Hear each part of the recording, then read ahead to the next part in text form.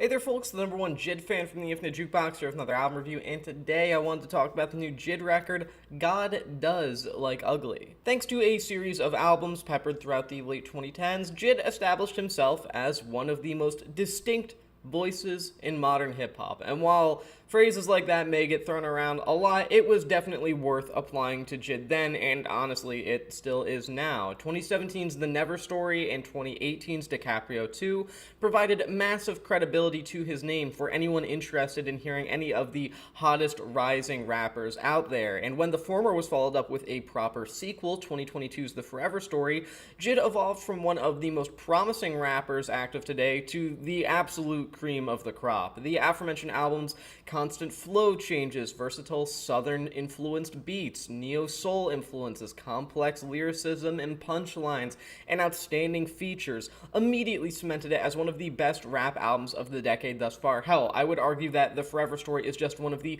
best albums of the decade so far. God Does Like Ugly follows up The Forever Story quite nicely. You know, even if it does fall to some mildly failed ambitions that after JID's core sound kind of is being altered here from his last project. But I swear, I like the album. Please don't kill me. I do mean it when I say that the highest of the highs throughout God Does Like Ugly rank among the best work of JID's entire catalog to date, which means that he continues his streak of constantly improving in one regard or another with this album. And while the full listening experience may not be perfect for me per se, the first and last 5 tracks of the album honestly do verge on perfection. Amazing beats are trickled throughout all of these songs, with cuts like Glory and the honestly pretty epic Of Blue, featuring punchy yet luxurious beats that JID is able to flow over perfectly while constantly switching up his delivery at a rapid-fire pace that seemingly only he is bringing to the table right now, at least within the realm of mainstream rappers. And from a lyrical standpoint, JID nails the majority of the tracks here as he seamlessly swerves between deeply socially conscious and clever lyrics and punchline-reliant lines with an equally natural feeling, never once feeling like he's phoning it in or delivering a verse that he feels he needs to add for the sake of changing up the pace of the record. The album just flows beautifully. On the track Work, JID makes it pretty clear early on in the record what his creative mindset is, at least partially is, going into this record, when he says, "I've been working on my attitude, don't know what I'm about to do about it, but I know I'm about to act a fool in a bad mood, so I'm taking it out on my work." With so many people having heard JID's work and either failing to mention his name among the giants of modern rap right now, or just chalking him up to nothing more than his admittedly occasionally questionable features, Imagine Dragons' Enemy comes to mind, God Does Like Ugly is built on a determination to be heard, to be seen, to be understood as an artist trying to live in the world. And by the time that For Keeps rolls around to close out the record, lines like "Open my doors for you to explore for 4 minutes," "Critics nitpick to the core, but as long as my core get it, then fuck 'em," cement that he is here for himself and the people that can appreciate him only, before signing off by revealing that he is now a father, no less. It's that kind of drive, that kind of hunger that keeps JID one of the most intensely charismatic rappers out there, because even numerous projects into his career at this point, he still feels like he has something to prove, and arguably does, and knows exactly how to prove it, and that's exactly what makes God Does Like Ugly shine so brightly in its best moments. It's a man that, despite having established himself very well amongst the hip-hop community at this point, is still proving himself to be even greater than people previously thought, and again, that really does show throughout the highlights of this record. Where things begin to slightly fall apart for me is when God Does Like Ugly begins to temporarily embrace a sort of pop-oriented rap sound that heightens JID's trap influences from an undeniably southern vibe to something that just feels more palatable to the general mainstream, not really feeling earnest to his overall sound and his various influences. And the worst of these ends up being the kind of place where this brief drought, per se, begins with the track What We On.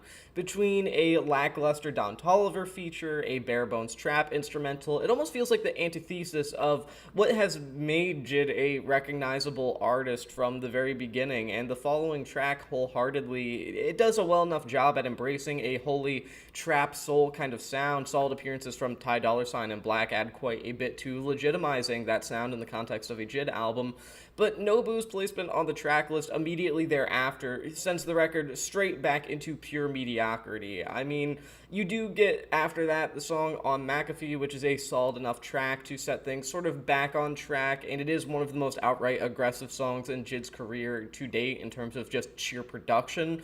But by the time Of Blue rolls around, it's likely that the listener has completely forgotten about that dip in quality midway through.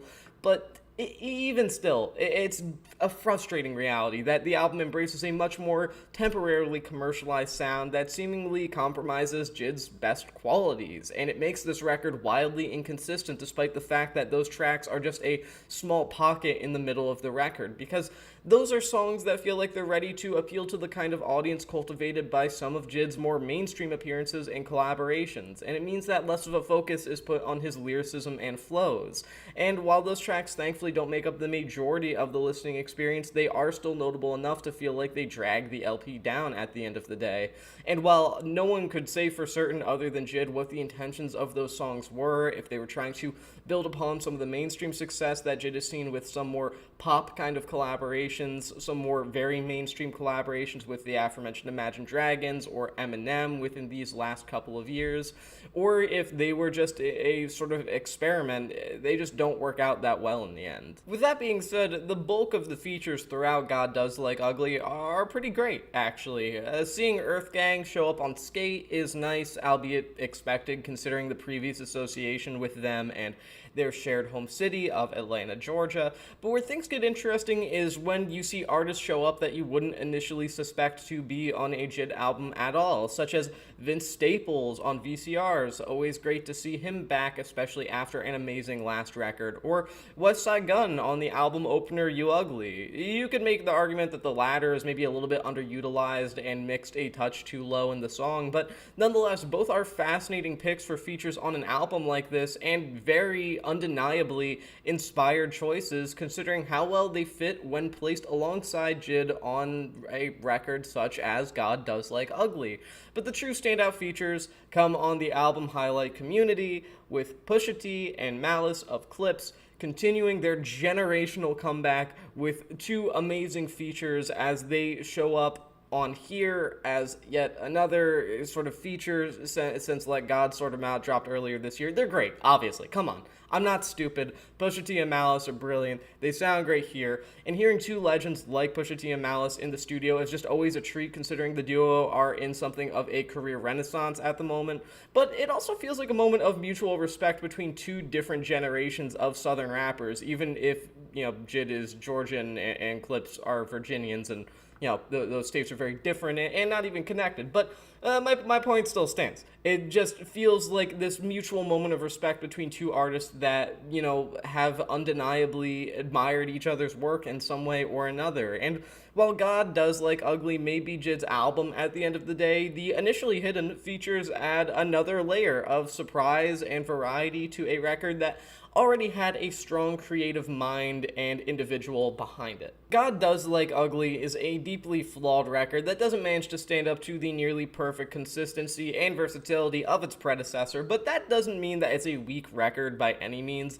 In fact, there is an easy argument to make that this is JID's most personal work to date, as he discusses feelings about the state of rap and his place in it, where he stands in the music industry at the moment, as well as his mental health, and growing into new roles of fatherhood and general maturity. This really is the opportunity to explore JID's mind and past that he talks about on For Keeps in the final moments of the record.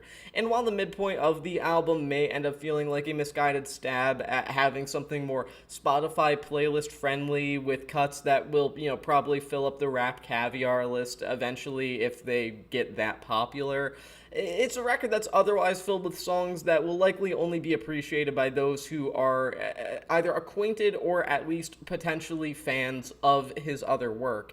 And that doesn't prevent God Does Like Ugly from being anything other than just like another strong outing from one of the best MCs to come out of the United States' South in quite some time. It's not an amazing album, it's not a perfect album, but it's a damn good one. And if you end up missing out on this one after hearing the Forever Story just 3 years ago, you're missing out big time. It's a really good album. Go listen to it. I do like it. I'm going to give this record 3.5 stars out of 5. And with that being said, that is the end of this review. Thank you for watching the Infinite Jukebox, and I'll see you in the next one.